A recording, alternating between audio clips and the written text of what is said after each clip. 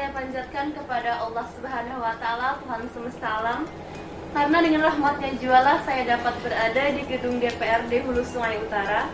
Dan pagi ini sangat spesial tentunya karena saya ditemani oleh yang terhormat Bapak Ketua Dewan Perwakilan Rakyat Daerah Kabupaten Hulu Sungai Utara, Bapak Almin Ashar Safari SKM. Assalamualaikum, selamat pagi Bapak. Selamat pagi. Apa kabar? Alhamdulillah baik. Sebelumnya terima kasih banyak karena sudi menjadi narasumber wawancara saya terkait perencanaan pembangunan di kota kita tercinta ini. Oke. Mohon izin Bapak untuk mempernyaman kita wawancara, bolehkah saya izin buka masker Pak? Boleh silakan. Terima kasih. Karena jaraknya sudah jauh juga.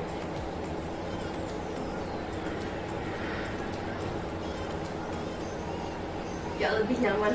Oke, tidak apa-apa, santai aja ya. Siap. Sebelum saya mengajukan beberapa pertanyaan nih Pak, bolehkah Bapak menjelaskan pembangunan apa saja yang ada di Kabupaten Hulu Sungai Utara ini? Oke. Sebelumnya Bapak keseharian biasanya dipanggil siapa nih Bapak? Bolehkah yang manggil Bapak atau boleh. apa? Kak boleh. Bapak Almin. Iya. Iya, siap Oke. Bapak Almin. Oke, gak apa. Tentang pembangunan tadi, apakah apa saja pembangunan yang sudah ada di Kabupaten Hulu Sungai Utara ini Pak? Oke, untuk pembangunan yang sudah ada di Kabupaten Hulu Sungai Utara ini, alhamdulillah kita selalu melakukan pembangunan di setiap tahunnya. Berarti kan selalu ada peningkatan pembangunan di Kabupaten Hulu Sungai Utara, baik dari pembangunan infrastruktur, baik dari pembangunan kemasyarakatan, terus juga pembangunan di bidang transportasi. Nah, jadi semua hal di bidang pembangunan kita upayakan dan kita lakukan rapat-rapat untuk menentukan segala sesuatu yang apa saja menjadi hal yang harus kita bangun baik di tahun ini maupun di tahun-tahun yang akan datang. Jadi semua prosesnya sama sehingga selalu kita lakukan pembangunan sesuai dengan kondisi daerah kita seperti itu. Artinya dimusyawarahkan bersama sesuai dengan menyesuaikan kondisi yang terjadi saat ini ya Pak. Iya. Langsung masuk ke pertanyaan yang pertama. Oke. Persepsi atau pandangan Bapak sebagai Ketua DPRD Hulu Sungai Utara tentang pembangunan yang sudah dibangun maupun yang sedang berlangsung Pak. Oke. Untuk persepsi saya sebagai Ketua DPRD, berarti kan ini apakah sudah bagus atau sesuai dengan ketentuan atau belum. Nah, kalau menurut saya sebagai Ketua DPRD, sesuai ketentuan yang sudah diatur, setiap pembangunan itu harus dilakukan pengusulan-pengusulan, terus diadakan musyawarah-musyawarah, baik dari tingkat desa, tingkat kecamatan, dan tingkat kabupaten, karena kita tingkatnya kabupaten sampai kabupaten, dan padahal ini sampai tingkat provinsi dan tingkat pusat juga dimusyawarahkan. Artinya ada selalu musyawarah di dalam menentukan hal-hal yang akan kita bangun. Nah, menurut proses tersebut kita sudah melaksanakan segala tahapan-tahapan tersebut, dan ini bulan ini sudah memasuki melewati sudah musyawarah pembangunan di Kabupaten Hulu Sungai Utara untuk tahun 2022. Nah, dan musyawarah tingkat provinsi juga sudah. Nah, nanti menunggu hasil dari rapat yang sudah ditetapkan dan juga hasil dari masaknya, hasil dari penggabungan oleh pemerintah daerah yang nanti akan kita rapatkan kembali. Artinya prosesnya sangat panjang sebenarnya untuk proses pembangunan di Kabupaten Hulu Sungai Utara untuk 1 tahun anggaran ke depan itu. Jadi segala sesuatunya dirapatkan dengan baik, terus juga didiskusikan dengan baik, melihat kondisi daerah kita seperti apa, seperti itu. Sesuaikan kondisi. Iya. Kemudian apa ada harapan Bapak atau mungkin keinginan Bapak tentang rencana pembangunan di daerah kita ini, khususnya di Hulu Sungai Utara pada masa sekarang maupun yang akan datang? Oke, untuk harapan yang saya ingin sampaikan, selalulah ada peran serta masyarakat dalam proses pembangunan di Kabupaten Hulu Sungai Utara. Karena pemerintah saja kewalahan untuk melaksanakan pemerintah, perlu masukan-masukan, perlu nasihat-nasihat dan juga solusi-solusi lah dari masyarakat, mahasiswa dan juga organisasi-organisasi yang ada di Kabupaten Hulu Sungai Utara untuk pembangunan Kabupaten Hulu Sungai Utara. Dan juga kita bisa memberikan sumbangsih ide kah, gagasan kah dari mahasiswa juga boleh untuk memberikan ide dan gagasan. Siapa tahu mahasiswa ada melakukan kajian, ada melakukan pembelajaran, studi, KKN, magang di daerah kita yang mungkin laporannya bisa menjadi bahan pembelajaran untuk pemerintah daerah dalam melakukan pembangunan di Kabupaten Hulu Sungai Utara. Jadi peran serta kita semua itu sangat diharapkan oleh pemerintah daerah agar pemerintah daerah bisa melakukan pembangunan sesuai dengan harapan kita bersama, seperti itu. Ada kayak seperti kerjasama antara masyarakat dan pemerintah Ya, agar harus sama-sama lah, harus sama-sama supaya terwujudnya sesuai dengan harapan bersama juga ya, ya Pak. jadi semuanya boleh terlibat di sini dan kita terbuka saja apa sih yang menurut masyarakat menjadi harapan, apa sih yang menurut masyarakat bisa kita bangun atau pembangunan seperti apa, kita bisa memberikan usulan lah. Nah, nanti kalau untuk realisasinya kita melihat kondisi daerah lagi. Artinya kan kita boleh saja mengusulkan, kita boleh memberikan gagasan, kita boleh memberikan ide, walaupun nanti pada akhirnya tetap pemerintah yang menentukan. Tapi kan kita bisa memberikan hal tersebut untuk melakukan pembangunan, untuk membantu pembangunan di daerah kita, seperti itu. Mungkin ada teman-teman mahasiswa lain juga mungkin yang ingin menyumbangkan ide-ide kreatif. Iya, boleh. Kawan-kawan yang inovatif, yang kreatif boleh memberikan masukan kepada pemerintah daerah untuk dilakukan pengembangan-pengembangan. Siapa tahu ada hal-hal yang baru mungkin yang kawan-kawan ingin sampaikan dan itu cukup bagus dilaksanakan di daerah kita, silakan disampaikan ya Bapak. Insyaallah. Insyaallah. Selanjutnya nih Pak, Ya. bagaimana pendapat Bapak tentang ATHG di daerah kita ini, baik dari unsur masyarakat, pemerintah, dunia usaha atau lembaga swadaya masyarakat? Oke. ATHG itu kayak seperti ancaman, tantangan, hambatan maupun gangguan. Oke. Ini dari segi masyarakat ya, biasanya terjadi di bidang kemasyarakatan. Nah, mengenai ancaman, hambatan dan juga gangguan ini perlu kita hilangkan, perlu kita minimalisir, perlu kita carikan solusi bagaimana caranya supaya ATHG atau ancaman, gangguan dan hambatan ini bisa diminimalisir ataupun dihilangkan.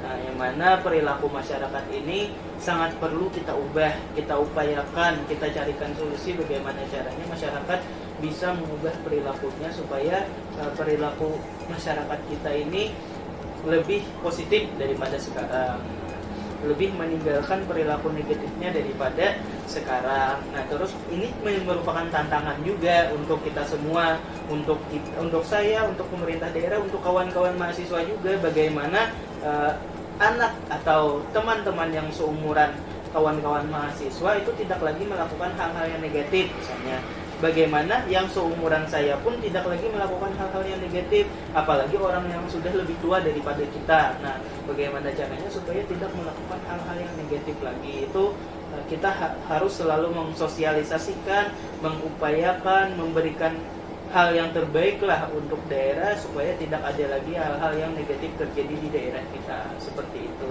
Terus juga peran serta dari organisasi kepemudaan, organisasi kemasyarakatan, LSM, organisasi keagamaan, ini perlu kita berikan ruang untuk memberikan masukan. Sebenarnya selama saya jadi ketua DPRD juga sebenarnya banyak organisasi-organisasi yang datang ke DPRD berdiskusi dengan kita, memberikan masukan, memberikan pendapat mereka, memberikan gambaran yang mereka dapatkan ketika mereka berada di masyarakat, itu sangat membantu DPRD, membantu pemerintah daerah untuk melakukan upaya-upaya terbaik bagaimana caranya daerah kita menjadi daerah yang lebih baik lagi, daerah yang lebih produktif lagi, daerah yang bisa memaksimalkan potensi daerah kita itu sendiri, seperti itu. Jadi peran serta kita semua itu sangat diperlukan, peran organisasi, peran mahasiswa, peran masyarakat, semuanya perlulah untuk kita sampaikan, kita diskusikan, kita berikan solusi bagaimana caranya untuk meningkatkan pembangunan di Kabupaten Hulu Sungai Utara ini. Tadi dari unsur masyarakat, pemerintah, kalau ATHG dari unsur dunia usaha itu ada nggak Kak? Kalau dari dunia usaha, alhamdulillah dunia usaha kita itu sangat produktif ya, dari segi anak mudanya produktif, apalagi kan pengusaha-pengusaha sekarang sangat banyak anak muda nih. Nah, iya kan kita lihat di daerah kita aja banyak anak muda yang kreatif, baik dari fotografernya ini saja kan anak muda juga. Nah, berarti kan ada usaha atau ada inovasi mengenai apa yang menjadi potensi di diri kita sendiri. Misalnya dari fotografer, misalnya dia suka moto, punya kamera, ya sudah saya bikin usaha saja menjadi seorang fotografer. Artinya kan ada penghasilan di sana. Nah, dari dunia usaha ini kan dunia usaha juga. Terus sangat banyaklah usaha-usaha baru di Kabupaten Hulu Sungai Utara ini yang pemiliknya itu anak muda. Nah, jadi kan dari segi kreativitas, inovasi, mereka sudah mau terjun di bidang sana. Mereka sudah memberanikan diri untuk bagaimana caranya dengan potensi yang mereka miliki, dengan apa yang mereka miliki itu bisa menghasilkan untuk dirinya sendiri. Nah, dari sini saya mengapresiasi sekali untuk usaha-usaha seperti ini dan semoga usahanya lancar, sukses, dan juga jangan lupa yang sambil kuliah jangan sampai kuliahnya terlantar. Jadi sambil saja, usaha sambil, kuliah sambil, dan belajarlah memanajemen waktu bagaimana caranya supaya dua-duanya sukses, kuliahnya sukses, usahanya sukses. Jadi saya apresiasi sekali dengan kawan-kawan yang berusaha, berani terjun ke dunia usaha dan berani mengambil peluang di dunia usaha ini. Luar biasa. Kemudian pertanyaan selanjutnya, apakah sumber biaya pembangunan di daerah kita ini cukup, Kak? Bapak, maaf. Bagaimana caranya mengatasi kekurangan biaya pembangunan tersebut? Oke, berarti kan dari pertanyaannya sudah tahu nih bahwa daerah kita ini kekurangan dalam pembiayaan. Ya memang semuanya kekurangan. Jadi kalau dicukup-cukupkan itu cukup aja, cuman segalanya kekurangan karena saking banyaknya usulan yang masuk di pemerintah daerah, sehingga kita perlu memprioritaskan, perlu memilah dan memilih apa yang lebih produktif, apa yang lebih prioritas, apa yang lebih bermanfaat untuk masyarakat dari usulan-usulan tersebut, sehingga jadilah suatu perencanaan yang akan kita laksanakan. Namun pada saat kita tidak bisa melaksanakan suatu program di pemerintah daerah, kita akan kembali mengusulkan di pemerintah provinsi. Nah, begitu juga kalau tidak bisa tertampung di pemerintah provinsi, kita coba carikan solusi ke kementerian atau pemerintah pusat, sehingga di sanalah upaya-upaya yang bisa kita laksanakan menangani dari keterbatasan anggaran, kekurangan biaya, dan juga hal yang semacam itu. Tapi di balik itu semua, kita akan selalu berupaya untuk melakukan yang terbaik untuk pembangunan di Kabupaten Hulu Sungai Utara, seperti itu. Iya, dengan cara mengoptimalkan atau melaksanakan pembangunan yang lebih sesuai dengan kondisi daerah kita, seperti itu. Ya, jadi kita pilih dan pilih bagaimana caranya dengan anggaran segini kita bisa memaksimalkan untuk pembangunan yang luar biasa, seperti itu. Maksimalkan. Iya, dengan prioritaskan hal-hal yang menjadi usulan dari kawan-kawan, dari masyarakat, dan juga dari seluruh elemen yang terlibat. Jadi usulan-usulannya kita tampung, kita rapatkan biasanya, terus dijadikan suatu perencanaan. Setelah dirapatkan kan diperoleh, oh ini yang akan dikerjakan, kita rencanakan semuanya. Jadi semua itu dilakukan dengan cara yang intens, dengan memperhatikan manfaat untuk masyarakat, sehingga masyarakat bisa merasakan apa yang terjadi dan apa yang dibangun oleh pemerintah. Setuju, Pak. Terakhir nih Oke. Pak, menurut pandangan Bapak, sektor apa saja yang patut dibanggakan dari hasil pembangunan yang telah dibangun di daerah kita Hulusungai Utara ini? Oke, sektor apa saja yang perlu dibanggakan? Yang pertama, karena lahan rawa kita sangat luas, berarti kita mempunyai lahan yang sangat luas juga. Yang pertama yang bisa kita manfaatkan untuk pertanian. Kenapa pertanian? Karena lahan yang sangat luas, sehingga daerah kita termasuk daerah yang senang bertani, berarti kita bisa memanfaatkannya di bagian pertanian. Yang kedua, kita bisa memanfaatkannya di bagian perikanan, karena airnya juga sangat deras mengalir di daerah kita. Semoga ini bisa menjadikan lumbung perikanan juga di daerah kita. Dan untuk masyarakat yang suka berternak ikan, ini bisa dijadikan tempat untuk kawan-kawan beternak ikan dan bisa dimanfaatkan untuk perikanan di daerahnya masing-masing. Terus juga yang terakhir ada peternakan. Nah, peternakan ini kalian atau kawan-kawan juga pasti tahu lah, di daerah kita terkenal dengan itik alabionya, terkenal dengan kerbau rawaknya. Berarti kan di sini ada peternakan itik dan juga ada peternakan kerbau. Dan sebenarnya peternakan ayam pun ada, peternakan kambing ada, peternakan sapi ada. Nah, di peternakan ini kita mempunyai rumput-rumput yang sangat banyak juga. Kita bisa memberikan hewan-hewan peliharaan atau hewan-hewan ternaknya untuk seluas lahan yang ada di sana untuk diberikan makan. Apalagi di daerah pinggir sana, wajar saja kerbau rawanya gemuk-gemuk. Bila kawan-kawan pernah ke sana, lihat saja kerbau rawanya itu gemuk-gemuk. Karena apa? Karena sumber makanannya seluas mata memandang. Rumput-rumputnya seluas mata memandang, tanamannya seluas mata memandang. Itu sangat potensial untuk dijadikan lahan untuk beternak seperti itu.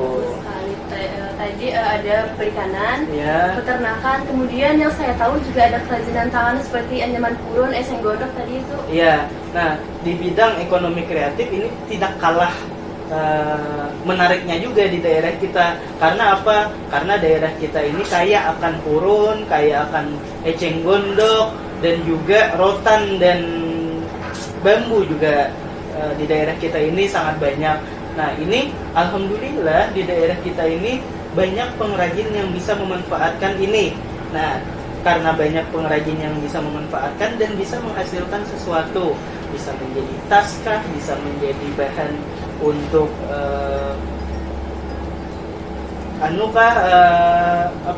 kursi, meja dan lain sebagainya lah.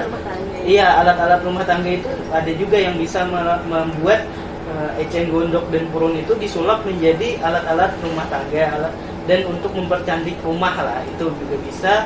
Berarti kan pengrajin-pengrajin di daerah kita itu bisa berinovasi, kreatif. Iya, kreatif. Berarti harus dikembangkan. Nah, jangan sampai kerajinan di daerah kita ini habis ditelan masa. Nah, jangan sampai seperti itu. Berarti anak-anak muda harus bisa memberikan hal yang baik untuk kerajinan ini, harus bisa belajar untuk menjadi pengrajin juga, walaupun untuk di rumahnya saja kah, dan bagus lagi untuk dijadikan usaha pengrajin seperti ini. Dan alhamdulillah juga ada beberapa desa yang memanfaatkan kerajinan ini menjadi badan usaha milik desa mereka. Nah, jadi tinggal sosialisasinya aja lagi kan, supaya kerajinan-kerajinan di Kabupaten Hulusungai Utara ini makin mendunia lah, seperti itu. Terus juga ada juga pengrajin lemari di daerah kita, baik itu lemari aluminium, baik itu lemari kayu, ada di daerah kita, dan banyak daerah luar itu mengambilnya di daerah kita. Nah, seperti itu. Jadi yang pengrajin ini juga harus di upgrade terus nih, harus ada regenerasinya, harus ada yang bisa menjadi pengrajin seperti ini, baik dari kawan-kawan di daerah kita atau di keluarga-keluarga dari pengrajin itu sendiri. Dan ini harus kita lestarikan, jangan sampai habis ditelan masa tadi, seperti itu. Luar biasa sekali jawaban dari Bapak Almin ini. Sudah muda, penuh semangat, dan memiliki banyak prestasi. Mungkin tidak mudah bagi seseorang yang masih berumur 25 tahun berada di titik yang sungguh luar biasa seperti ini. Kalau boleh kami tahu, apa ada moto yang menjadi pacuan untuk terus maju dan berkembang nih Kak? Iya, kalau saya sebenarnya moto, saya mengutip dari ceramah lah, atau dari nasihat dari Ustadz Hanan Attaqi. Nah, beliau pernah berkata seperti ini, teruslah berbuat baik walaupun itu melelahkan, karena lelahnya akan hilang, tapi pahalanya insya Allah akan selalu ada. Tapi jauhilah berbuat jahat walaupun itu menyenangkan, karena senangnya akan hilang, namun dosanya akan selalu ada. Seperti itu. Luar biasa sekali pesan dari Bapak Almin ini. Alhamdulillah semua pertanyaan sudah saya tanyakan. Oke. Terima kasih Bapak atas pesan maupun moto yang sudah diberikan tentang perencanaan pembangunan yang ada di Hulu Sungai Utara ini. Semoga pembangunan di daerah kita ini selalu lancar, Amin. sukses, dan dimudahkan. Amin. Salah dan hilaf, mohon maaf atas segala kekurangan. Wabillahi taufiq wal hidayah. Wassalamualaikum warahmatullahi wabarakatuh. Waalaikumsalam warahmatullahi wabarakatuh.